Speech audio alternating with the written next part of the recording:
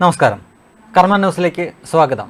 കഴിഞ്ഞ ദിവസം വർക്കലയിൽ നടന്ന അപകടത്തിൻ്റെ വാർത്ത നിങ്ങൾ കേട്ടിരിക്കുമല്ലോ. അവിടെ ഒരു ഫ്ലോട്ടിംഗ് ബ്രിഡ്ജ് ഉണ്ടായിരുന്നു വർക്കല ബീച്ച്. അതിൻ്റെ കൈവരിയും മറ്റുമൊക്കെ തകർന്നു. ഏതാനും പേർക്ക് ഗുരുതരമായ പരിക്കുകളുണ്ട്. അവരിപ്പോഴും ആശുപത്രിയിൽ തന്നെയാണ്. അതിനും ഏതാനും മാസങ്ങൾക്ക് മുമ്പായിരുന്നു കോഴിക്കോടുണ്ടായിരുന്ന ഇതേപോലെ തന്നെയുള്ള ഫ്ലോട്ടിംഗ് ബ്രിഡ്ജ്. അന്ന് പക്ഷേ വലിയ തിരയൊക്കെ ഉള്ളതിനാൽ അത് അഴിച്ചു മാറ്റി എന്നായിരുന്നു കമ്മികളുടെ ക്യാപ്സൂൾ. പക്ഷേ ഇന്നലെ അവരത്തരം ക്യാപ്സൂളുകൾ കൊണ്ടുവന്നില്ല. അത് തകർന്നതാണ് എന്ന് അവർക്ക് സമ്മതിക്കേണ്ടി വന്നു.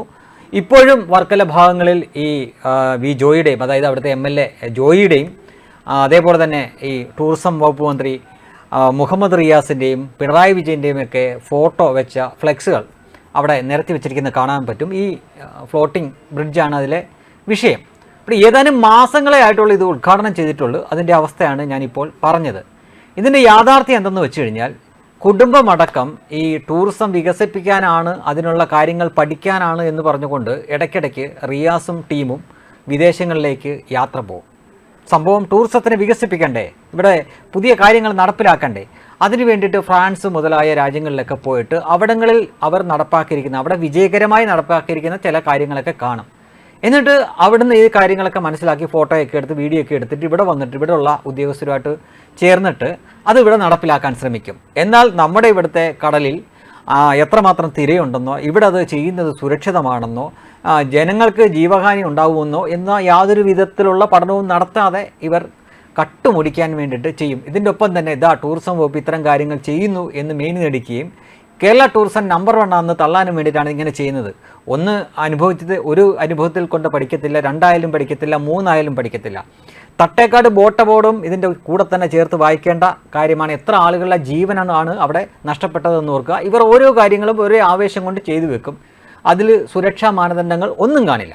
ഇത് തന്നെയാണ് കഴിഞ്ഞ ദിവസം വർക്കലയിലും സംഭവിച്ചത്. എന്നാലും അത് വീണ്ടും അടുത്തതായിട്ട് കൊണ്ടുവരും. ലക്ഷങ്ങൾ ആ വഴി പോകും. കരാറുകാർ കാണും, ഇവരുടെ ആൾക്കാർ കാണും.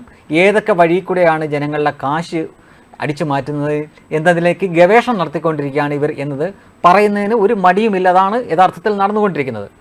എനിക്ക് മറ്റൊരു കാര്യം വ്യക്തമായി അറിയാവുന്നത്, ഏതാനും വർഷങ്ങൾക്ക് മുമ്പ് കോവളം അറിയാമല്ലോ, ടൂറിസ്റ്റുകളൊക്കെ വരുന്ന, വിദേശ ടൂറിസ്റ്റുകൾ വരുന്ന ഒരു സ്ഥലമാണ്. അവിടെ സർഫ് ചെയ്യാറുണ്ട് ആളുകൾ നിന്നുകൊണ്ട്. നമ്മൾ TV-യിലൊക്കെ കണ്ടു കാണും സർഫ് ചെയ്യുന്നത്. ഞാനത് നേരിട്ടും കണ്ടിട്ടുണ്ട് കോവളത്ത്. അപ്പോൾ അവിടെ ഈ സർഫ് ചെയ്യാനുള്ള തിരകൾ ഉണ്ടാക്കാനാണ് എന്ന് പറഞ്ഞുകൊണ്ട് വലിയ നെറ്റൊക്കെ ഇട്ടിട്ട് അതിനകത്ത് എന്തൊക്കെയോ സംഭവം വെച്ചിട്ട് കടലിൽ പ്രത്യേക ഇതുപോലെ കൃത്രിമ തിരകൾ ഉണ്ടാക്കാനാണ് എന്ന് പറഞ്ഞുകൊണ്ട് ലക്ഷങ്ങൾ ചിലവാക്കി ഈ കടലിൽ ഈ സാധനം കൊണ്ട് വെച്ചു. അത് കുറേയുണ്ട്, കിലോ കണക്കിനുള്ള സാധനമാണ്. കൃത്യം ഒരാഴ്ച തികയുന്നതിന് മുമ്പ് ഈ സാധനം എല്ലാം കൂടെ കടലിൽ ചുരുട്ടിക്കൂട്ടി കരയ്ക്ക് കൊണ്ടിട്ട് എത്ര ലക്ഷം രൂപയാണ് ആ വഴി പോയതെന്നറിയാമോ? ഇതൊന്നും ഒരു ചെറിയ വാർത്ത പോലും ആവില്ല. ലക്ഷങ്ങളാണ് ഇങ്ങനെ ഓരോ കാര്യങ്ങൾ ഉണ്ടാക്കാനാണ് എന്നൊക്കെ പറഞ്ഞുകൊണ്ട് ഈ സർക്കാരിൻ്റെ ആളുകളും തൊലച്ചുകൊണ്ടിരിക്കുന്നത്.